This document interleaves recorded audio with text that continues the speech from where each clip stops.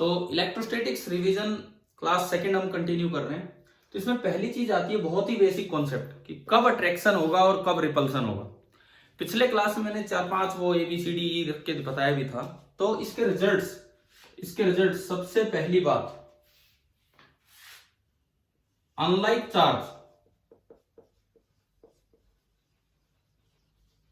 Charge एक पे positive है एंड एक पे नेगेटिव है। बताओ ये अट्रैक्ट करेंगे, रिपेल करेंगे या कोई भी एक्सेप्शन हो सकता है। ये चीज अनलाइक चार्ज के लिए एक पे पॉजिटिव है और एक पे नेगेटिव है। देखिए unlike charges they always attract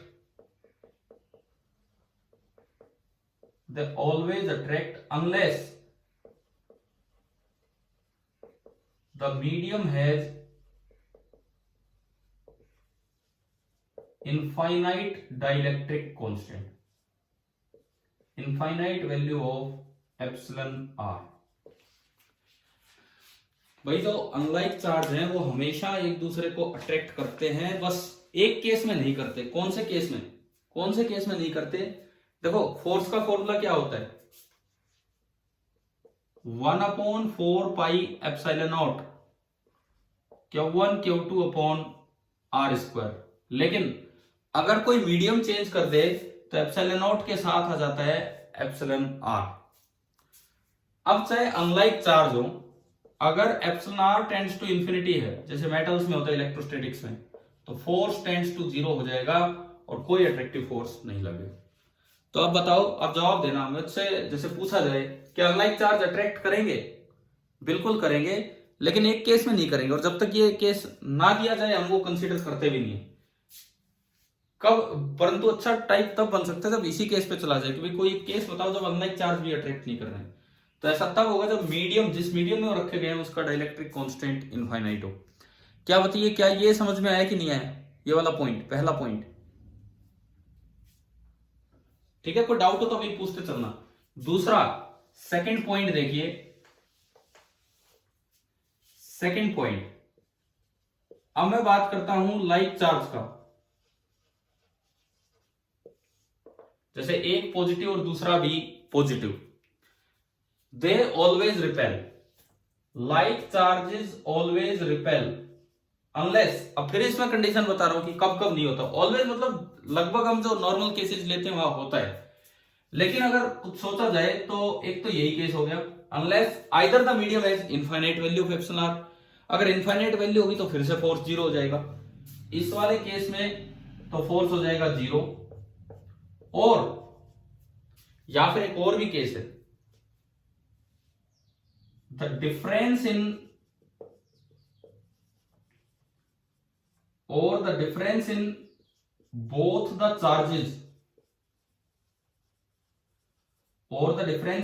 charges is very large।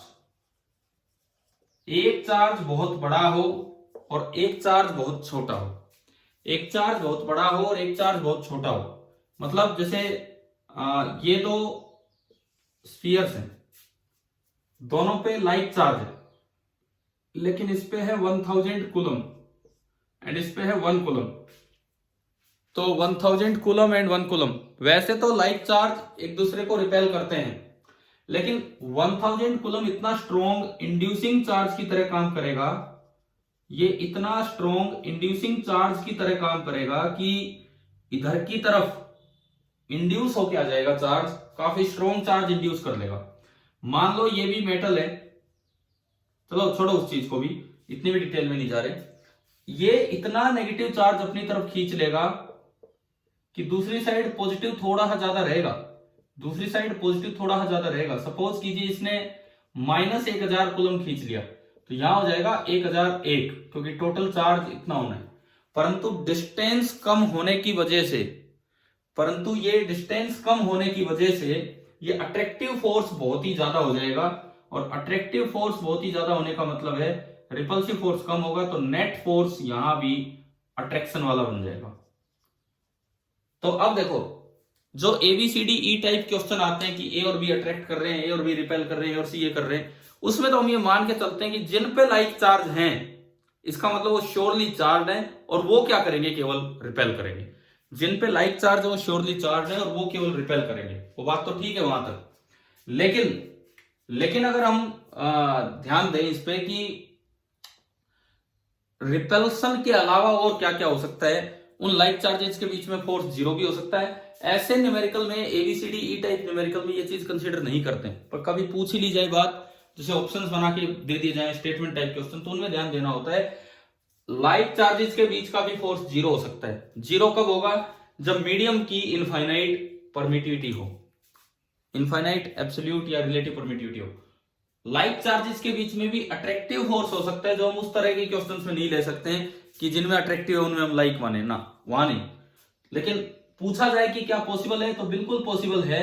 कब, जब दोनों के चार्ज में बहुत भारी डिफरेंस हो, तो बाय इंडक्शन ये इतना स्ट्रॉन्ग अट्रैक्टिव फोर्स बना देगा कि जो लाइक चार्ज का रिपल्सिव फोर्स होना था वो निगलेक्ट कर दिया जाता है और नेट फोर्स अट्रैक्टिव हो जाएगा। तो चलिए ये बात बताओ, ये आया समझ में यहां तक, ये वाला पॉइंट? देखो भाई, जो कुछ आपको लगता है ना, अपने नोट कर लिया करो, छोटा छोटा साथ कॉपी में ऐड करना हो कॉपी में कर लिया करो, क्योंकि बड़े कॉन्सेप्चुअल से पॉइंट्स हैं। पहली बात हमने की कि दो अनलाइक चार्ज अट्रैक्ट करते हैं हमेशा, लेकिन अगर मीडियम की इनफाइनाइट एप्सिलॉन आर की वैल्यू होगी तो वो जीरो फोर्स हो जाएगा, रिपेल कभी नहीं करेंगे। दो लाइक चार्ज है, रिपेल करते हैं हमेशा, लेकिन अगर मीडियम की इनफाइनाइट कंडक्टिव एप्सिलॉन आर हो गया तो जीरो फोर्स हो जाएगा। और इवन वो तो अट्रैक्ट भी कर सकते हैं, कब, जब दोनों के बीच का चार्जेस का मैग्नीट्यूड में बहुत भारी डिफरेंस हो, तो इंडक्शन इफेक्ट के कारण वो अट्रैक्ट हो जाते हैं। और तीसरी बात, एक चार्ज बॉडी हो और एक अनचार्ज हो, एक चार्ज है और एक अनचार्ज है, इसमें क्या होगा बताओ, चार्ज और अनचार्ज। हाँ जी, क्या लिखें? हाँ वो तो है ही, वो तो हम हमेशा ही लिख रहे हैं, लेकिन आज वो अनलेस वाली बात ही तो मैं आपको पढ़ा रहा हूं। हमने तीनों जनरल रिजल्ट्स लिए, दो अपोजिट चार्ज अट्रैक्ट करते हैं अनलेस एक पॉइंट पढ़ाया, दो लाइक चार्ज रिपेल करते हैं अनलेस दो पॉइंट पढ़ाए। अब चार्ज एंड अनचार्ज अट्रैक्ट करते हैं due to induction unless both have negligible size. अगर मान लो दोनों पार्टिकल्स का साइज ही नेग्लिजिबल, देखो ये अट्रैक्शन का क्या मतलब है, सपोज कीजिए ये पॉजिटिव चार्ज है, ये न्यूट्रल है, तो ये पॉजिटिव इस साइड में नेगेटिव खींच लेगा और उधर की साइड पॉजिटिव हो जाएगा, एक साइड नेगेटिव खींच लेगा उधर की साइड पॉजिटिव हो जाएगा। क्लियर? अब देखो ये पॉजिटिव जब अपनी तरफ नेगेटिव को खींचेगा तो यहां डिस्टेंस कम है और यहां डिस्टेंस ज्यादा है, तो अट्रैक्टिव फोर्स ज्यादा हो जाएगा, रिपल्सिव कम, और इस वजह से नेट फोर्स की ये न्यूट्रल बॉडी को अट्रैक्ट कर लेगा। लेकिन मैं कहता हूं अगर उसका साइज ही नहीं है, मैं कहता हूं कि अगर उसमें साइज ही नहीं है, अगर उसका साइज ही नहीं है, तो क्या ये प्लस माइनस सेपरेट हो पाएंगे इंडक्शन से? अगर सामने वाली बॉडी का साइज ही नहीं है तो क्या प्लस माइनस सेपरेट हो पाएंगे क्या इंडक्शन से? बताओ, नहीं हो पाएंगे। इसका एग्जांपल देता हूं, एक पॉजिटिवली चार्ज बॉडी है प्रोटॉन और एक अनचार्ज बॉडी है न्यूट्रॉन। क्या एक प्रोटॉन एक न्यूट्रॉन को कूलम फोर्स से अट्रैक्ट करता है?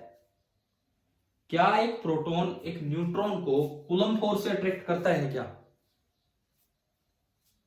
नहीं करता। कोई इंडक्शन इफेक्ट या नहीं होगा कि एक पॉजिटिव है और एक न्यूट्रल है, तो कोई इंडक्शन इफेक्ट नहीं होगा क्योंकि इनका साइज ही नहीं है। ये अट्रैक्ट जरूर करेंगे लेकिन न्यूक्लियस के अंदर होंगे तब, और वो भी कूलम फोर्स से नहीं, एक नया फोर्स जो हम पढ़ेंगे आगे चल के लास्ट में मॉडर्न फिजिक्स में, और वो फोर्स होगा न्यूक्लियर फोर्स, जो कूलम फोर्स से बहुत अलग है। वो तो न्यूट्रॉन न्यूट्रॉन के बीच में भी होगा, उसमें चार्ज का कोई लेना देना ही नहीं। तो अब आप ये बताओ, क्या ये वाला पॉइंट क्लियर हो गया है कि नहीं सभी को? ठीक है, अब है ना ये तीन बातें अनलेस अनलेस अनलेस से बताइए, अपनी कॉपी में ऐड कर लेना भाई, जो जहां भी नोट्स हैं आपके, क्योंकि अभी तक हम जनरल चीजें पढ़ते रहे हैं, क्योंकि जो न्यूमेरिकल आते हैं उनमें ये चीज कंसीडर नहीं की जाती, परंतु अगर स्टेटमेंट बेस्ड क्वेश्चन आ जाए तो उनमें ये चीजें आपको पता होना चाहिए। तो आज की क्लास की पहली शुरुआत हमने यहां से की कि बेसिक कॉन्सेप्ट्स क्या है। मैं एक्चुअली कुछ नई ही बातें इसमें बताने के लिए क्लास ली है, बाकी तो ठीक है, तो एक रिवीजन क्लास नहीं है, एक न्यू विजन क्लास है। अच्छा, आपको ये तो पता ही है कि अगर दो चार्ज का सिस्टम हो तो इक्विलिब्रियम कहाँ होता है? लाइक चार्ज है तो कहाँ होगा? लाइक चार्ज है तो बीच में कहीं, और अनलाइक चार्ज है तो किधर होगा? बाहर छोटे की तरफ। और अगर एक क्यू और एक माइनस क्यू है तो कहीं नहीं होगा। हाँ ठीक है, इस पे सीधे न्यूमेरिकल्स आते रहे पीछे भी, अगर कहीं जरूरत पड़े तो कर लेना। अच्छा, अब हम चलते हैं जो सेकंड पार्ट था हमारा। इसी तरह से मैं पांचों पार्ट्स को एक बार फिर से कवर कर रहा हूं। पहला पार्ट हमने किया electric charges and Coulomb's law वाला। सेकंड पार्ट पे हम चलते हैं इलेक्ट्रिक फील्ड। अब फील्ड जनरेशन जो है उसमें कल मैंने सीधे सीधे फॉर्मूले बताया। फील्ड जनरेशन में एक और चीज मैं सिखाता हूं, आइडेंटिफिकेशन ऑफ शॉर्ट डाइपोल्स।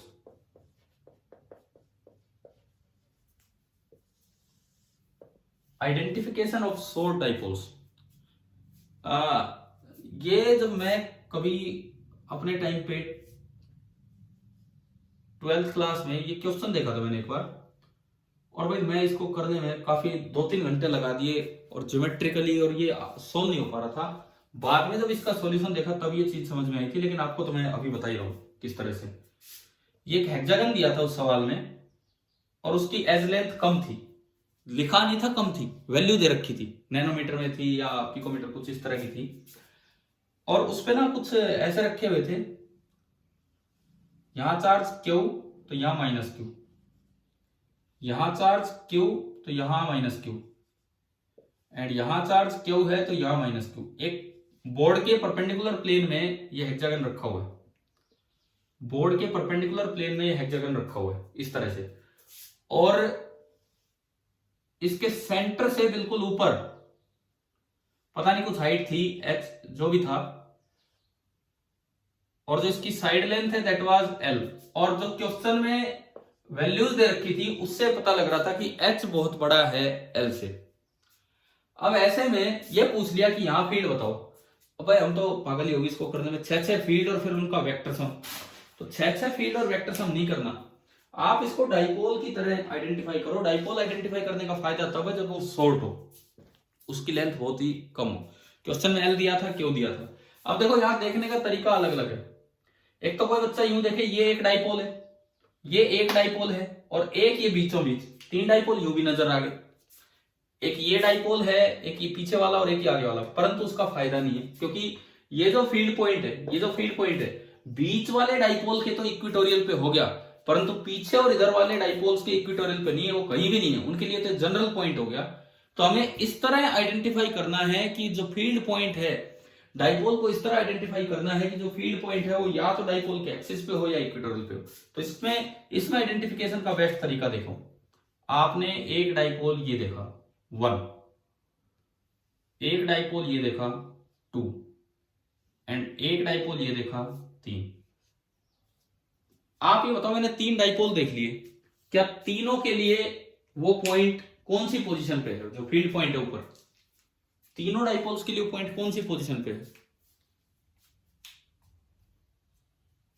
बोलो। ये परपेंडिकुलर हैं तीनों, किस पे हैं? इक्वेटोरियल। तीनों डाइपोल्स के लिए वो पॉइंट इक्वेटोरियल पे। अच्छा ये बताओ कि बीच वाले डाइपोल का साइज बड़ा है क्या, या तीनों का बराबर है? हाँ इक्वल है, चाहिए वो दिखने में बड़ा दिख रहा हो। तो पहले तो हमने किसी भी एक डाइपोल का पी लिखा, पी ये जो है क्यू इंटू, अब अगर ये लेंथ एल है, अगर ये लेंथ है तो आपको पता होगा कि हेक्सागन में ये 60 डिग्री एंगल बनता है, तो इक्विलेटरल ट्रायंगल होती है, तो ये एल तो ये भी एल, और ये एल और ये एल, तो पूरी लेंथ होगी 2l। तो किसी भी एक डाइपोल का जो डाइपोल मोमेंट है ये हो गया क्यू इंटू 2l। देखो हर बार जब भी हम रिवीजन लेंगे कभी, तो कुछ ना कुछ तो नया सीखते चलेंगे, हर बार कोई ना कोई पॉइंट, जैसे यहाँ पे आइडेंटिफिकेशन सीख रहे हैं, तो क्यू इंटू 2l ये है।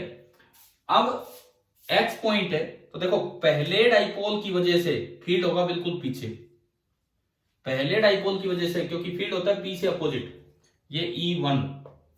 दूसरा डाइपोल इधर है, मैंने इसको बोला डाइपोल नंबर 1, इसको बोल दिया डाइपोल नंबर 2, तो उसकी वजह से फील्ड पीछे की तरफ गया E2, और क्योंकि ये एंगल 60 डिग्री है तो ये एंगल भी 60 डिग्री हो गया। और जो तीसरा डाइपोल है उधर, तो उसका फील्ड इधर, ये नीचे नहीं झुक रहा है, ये एक प्लेन में है, एक आगे एक पीछे एक बाहर, और ये तीसरा बाहर की तरफ हो गया 60 डिग्री एंड E3, और तीनों का मैग्नीट्यूड सेम होगा, E1 E2 E3 तीनों का मैग्नीट्यूड। इक्वेटोरियल पे क्या फॉर्मूला होता है? इक्वेटोरियल पे Kp अपॉन R3, इक्वेटोरियल पे होता है Kp अपॉन R3। समझ में आया किस तरह से किया हमने? ठीक है। अब इन तीनों का P क्या है? P ये लिखा हुआ है। अब आप इन तीनों का वेक्टर सम कर लो। तो वेक्टर सम कैसे करेंगे? पहले E2 और E1 E3 का कर दो, वो आगे की तरफ ही आएगा। E2 और E3 का वेक्टर सम कीजिए, वो आगे की तरफ ही आएगा।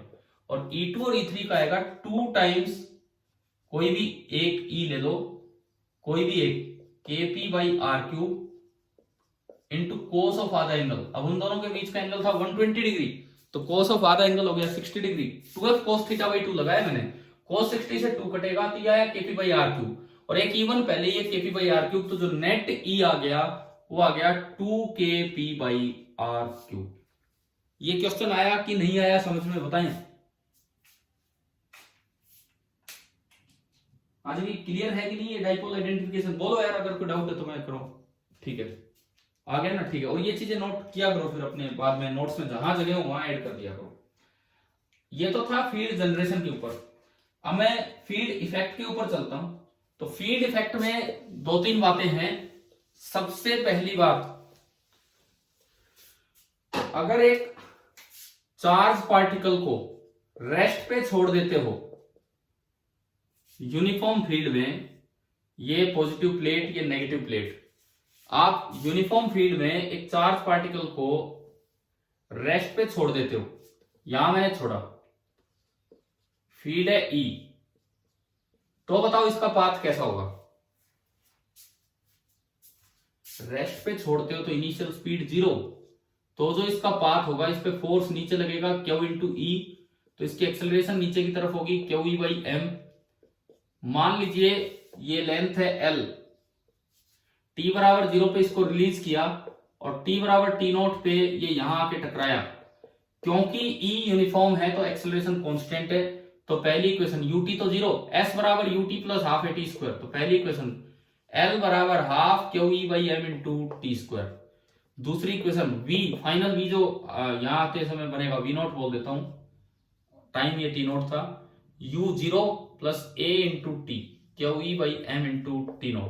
तीसरी equation v square is equal to u square 0 plus 2as। एक तो ये काइनेमेटिक्स वाला पार्ट है जो इन दो प्लेट्स के बीच, क्योंकि अक्सर हमारे दिमाग में रहता है कि प्लेट्स के बीच में तो पैराबोलिक पाथ होगा। पैराबोलिक पाथ तब होगा जब उसमें कोई थ्रो किया जाए किसी एंगल पे, और वो एंगल लेस देन 0 डिग्री और 180 ना, नाइदर 0 डिग्री हो नॉर 180 डिग्री हो, फील्ड और वेलोसिटी के बीच का। दूसरा पॉइंट इफेक्ट ऑफ फील्ड में, दूसरा पॉइंट कि अगर आप एक पार्टिकल को u स्पीड से थ्रो करते हैं तो वो बेंड हो जाएगा, और ये जो ट्रांसवर्स डिफ्लेक्शन है ये मैंने करवा रखा, आप रिवाइज कर सकते हैं, पिछले 1-2 दिन में जिक्र हो चुका है कि ट्रांसवर्स डिफ्लेक्शन डायरेक्टली प्रोपोर्शनल होता है Q बाई M के। क्लियर? 2 पॉइंट तो ये थे। अब आपका आता है कि भाई डाइपोल को अगर यूनिफॉर्म फील्ड में रखा जाए तो क्या होगा, और फिर नॉन यूनिफॉर्म फील्ड में। डाइपोल यूनिफॉर्म फील्ड में पहली चीज, डाइपोल इन यूनिफॉर्म फील्ड, तो केवल 3 बातें हैं, केवल 3 बातें हैं। फोर्स, नेट फोर्स उस डाइपोल पे होगा 0। टॉर्क का क्या फॉर्मूला है? बोलिए, आप बोलिए। 3 ही चीजें हैं बस यहां पे।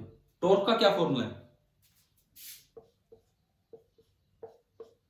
मतलब मैं वेक्टर फॉर्म में पूछ रहा हूं, P क्रॉस E, यानी कि टॉर्क का मैग्नीट्यूड होगा PE साइन थीटा, और यहां से उसके रोटेशनल इक्विलिब्रियम के 2 केस बनते हैं, एक थीटा 0 डिग्री पे और एक थीटा 180 डिग्री पे। रोटेशनल इक्विलिब्रियम थीटा 180 पे बनता है अनस्टेबल इक्विलिब्रियम, एंड थीटा 0 पे बनता है स्टेबल इक्विलिब्रियम। एक पे बनता है अनस्टेबल इक्विलिब्रियम और एक पे बनता है स्टेबल इक्विलिब्रियम। अब मैं बात करूं पोटेंशियल एनर्जी की, तो उसका फॉर्मूला होता है माइनस पी डॉट ई। याद है ना ये सभी को? Minus P dot E. ये माइनस डायरेक्शन के साथ होता है, मैग्नीट्यूड के साथ होता है? बताओ।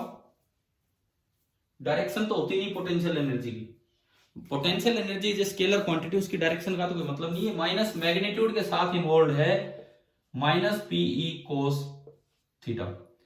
जो इस समय आप देखोगे तो पोटेंशियल एनर्जी आएगी माइनस पीई, और इस समय आप देखोगे तो पोटेंशियल एनर्जी आएगी पीई। ये माइनस बड़ा इंपॉर्टेंट है, इसके साथ ही आता है। तो कौन सी एनर्जी बड़ी है बताओ, वो स्टेबल वाली बड़ी है एनर्जी कि अनस्टेबल वाली पोटेंशियल एनर्जी? बोलिए। अनस्टेबल में ज्यादा है, ठीक है। उसके बाद डाइपोल इन नॉन यूनिफॉर्म ई, जिसका काफी केसेस मैंने आपको क्लास में करवाए थे, आपके नोट्स में होंगे। एक चीज जो बड़ी इंपॉर्टेंट है, जिसके पूरे पूरे चांस होते हैं, क्योंकि वो एनसीईआरटी में दी हुई है और ऑब्जेक्टिव बन के भी आ सकता है, हम भी पीछे पूछ चुके आपके टेस्ट में।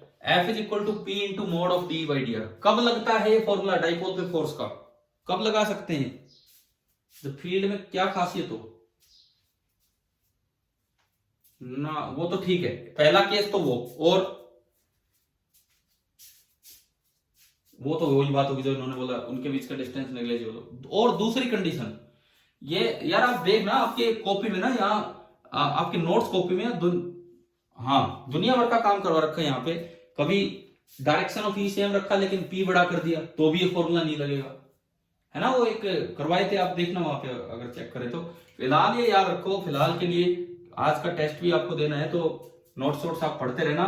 फिलहाल याद रखो ये फॉर्मूला तब वैलिड है जब पी शॉर्ट हो, नहीं दिया हो क्वेश्चन में तो शॉर्ट एज्यूम करो, सीधा ही पी दिया हो तो एज्यूम करो, और ई की डायरेक्शन सेम हो।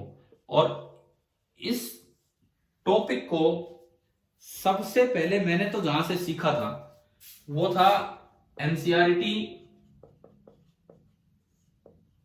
Question number 1.27 page number 49। उसमें पता नहीं जेड डायरेक्शन में वो करवा रखा है ना मैंने क्लास में आपको, वाला सवाल भी। अगर बुक हो तो अभी देख सकते हो। वैसे मतलब इस तरह की चीजों में ये चीज यूज होती है। डाइपोल मोमेंट दिया होगा और ई किस तरह से डिस्टेंस के साथ चेंज हो रहा होता है वो दिया होता है न्यूटन पर कूलम पर मीटर में। अगर ई घट भी रहा हो तो भी हमें वो नेगेटिव नहीं लेना, हमें मोड़ लेना है। पावर में नेगेटिव वो नहीं, अगर बाहर माइनस लगा तो वो हटा के, और P into mod of D by D are. ये मैं इसलिए बता रहा हूं कि बोर्ड में ये क्वेश्चन आ सकता है, और बोर्ड में आएगा तो घुमा फिरा के नहीं, डायरेक्ट ये आएगा, डायरेक्ट ये वाला सवाल आएगा। क्या बुक खोल के देख लेना किस तरह से था किस तरह से नहीं था, इस तरह का या इस तरह का कोई भी पार्ट बन के आ सकता है सवालों में। ठीक है, क्या क्लियर है ये वाला पार्ट सभी को? Dipole in non uniform field, ठीक है। कब लगाना है? जब डाइपोल छोटा हो या फिर सीधा पी दिया हो और ई की डायरेक्शन कांस्टेंट हो, तब ये लगाना है। अच्छा, उसके बाद देखो, अब मैं चलता हूं फ्लक्स की तरफ, थोड़ा सा फटाफट बस कवर करते हैं इसको। अब हम चलते हैं फ्लक्स की तरफ।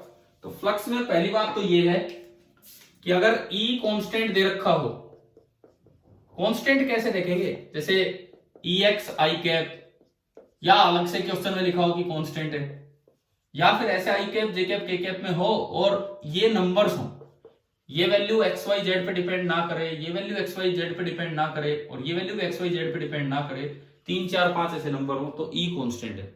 और प्लेन एरिया हो,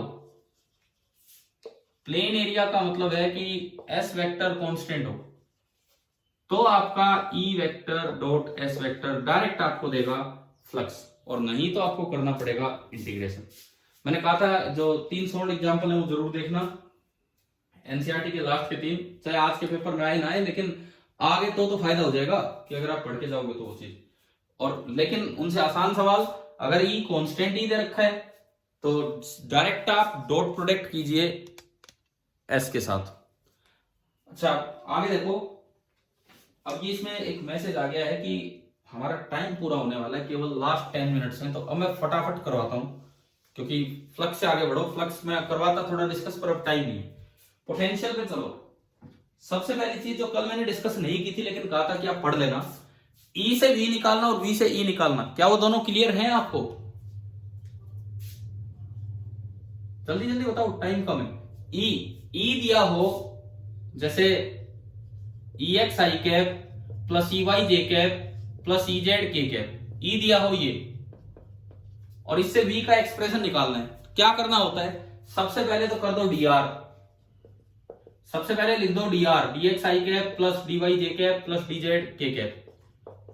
उसके बाद e डॉट dr आई कैप को आई कैप से, फिर उसके बाद dv उसका नेगेटिव, एंड उसके बाद उसका इंटीग्रेशन, और अगर कुछ ना दिया हो तो लास्ट में कांस्टेंट ऑफ इंटीग्रेशन भी ऐड करते हैं।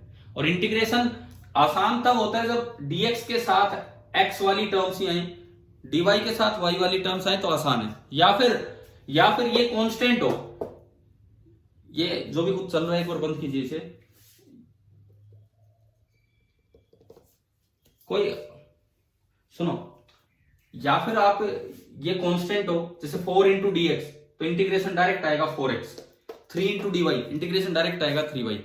मतलब e कांस्टेंट हो जब भी ये आसानी से हो जाएगा, या फिर e ऐसा हो जब इसमें x हो और इसमें केवल y और इसमें z, तब भी आसानी से हो जाएगा।